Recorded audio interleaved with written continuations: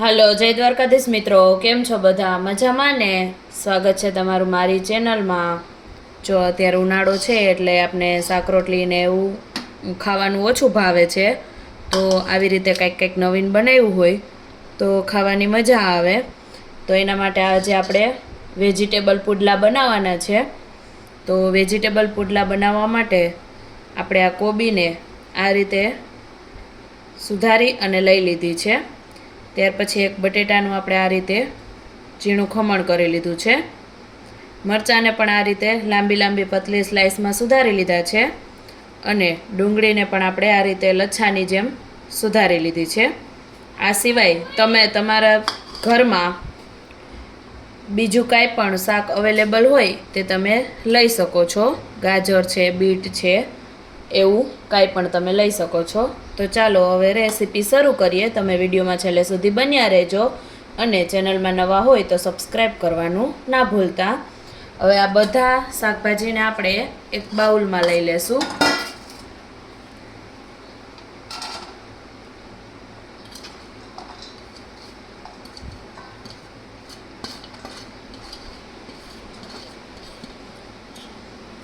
બધા શાકભાજીને આપણે એક બાઉલમાં લઈ લીધા છે.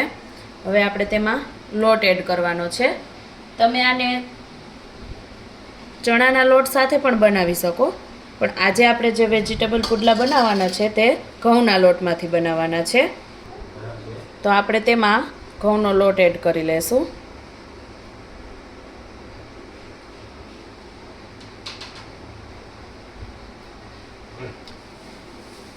ત્યાર પછી હવે આપણે તેમાં બધા મસાલા એડ કરી દઈશું.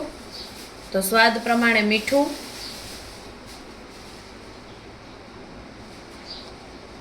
ત્યાર પછી લાલ મરચું પાવડર,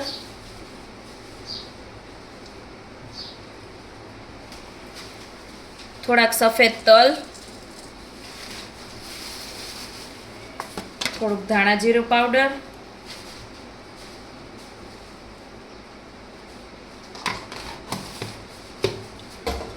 થોડોક ગરમ મસાલો,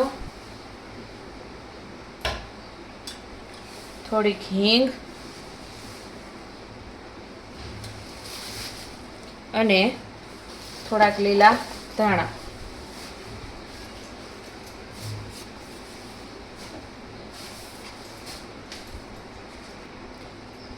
થોડીક ખાંડ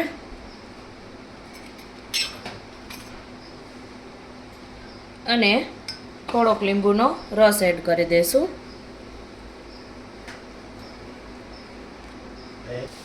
હવે આ બધી વસ્તુને આપણે મિક્સ કરી લઈશું.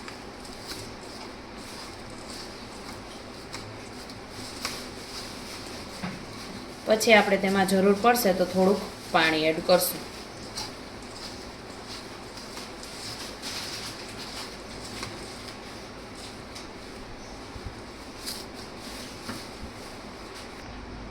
હવે થોડુંક આપણે તેમાં પાણી એડ કરી દઈશું અને મિક્સ કરી લઈશું.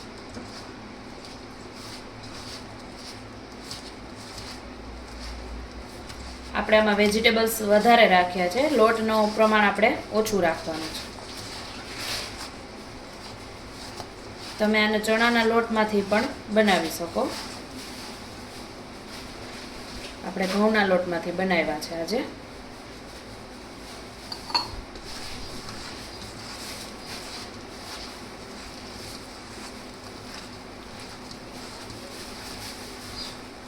આ રીતે આપણે થોડુંક ઢીલું એવું બેટર તૈયાર કરી લઈશું. તો આપણું બેટર બની અને તૈયાર થઈ ગયું છે. વધારે આપણે તેને ઢીલું નથી રાખવાનું, બસ આટલી એની કન્સિસ્ટન્સી રાખવાની છે. હવે આપણે એક તવી ઉપર તેલ લગાવી લઈશું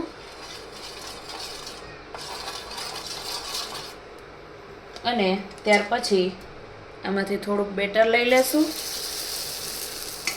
અને તેને સારી રીતે બધી બાજુ આ રીતે ફેલાવી દઈશું. હાથની મદદથી આપણે તેને આ રીતે ફેલાવી દઈશું.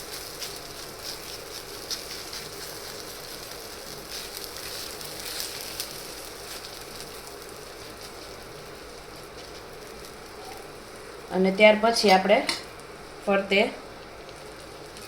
તેલ લગાવી લઈશું.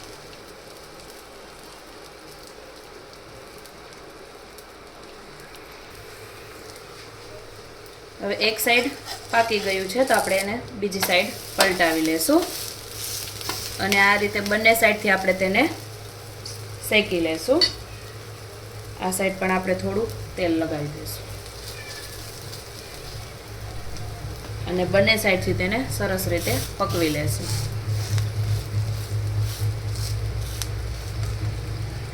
એકદમ હેલ્ધી અને ટેસ્ટી બની અને તૈયાર થાય છે. આ રીતે આપણે તેને બંને સાઈડથી પકવી લઈશું.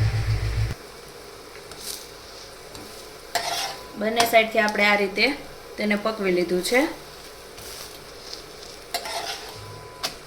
જો બંને સાઈડથી એકદમ સરસ રીતે પાકી ગયું છે તો આપણે તેને ઉતારી લઈશું. તો તૈયાર છે આપણા વેજીટેબલ પુડલા.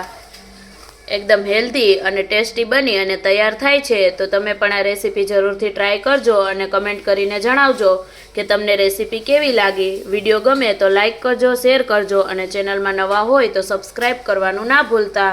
અને આવી અવનવી બીજી વાનગીઓના વિડીયો જોવા માટે એકવાર અમારી ચેનલની અવશ્ય મુલાકાત લેજો.